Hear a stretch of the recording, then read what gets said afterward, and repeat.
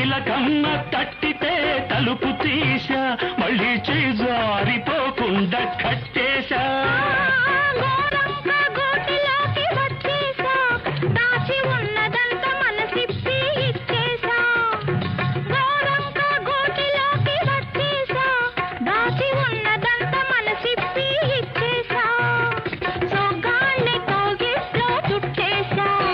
సోగత్తెనిక వదలనని మొండికేశా సోగత్తెనిక వదలనని మొండికేశా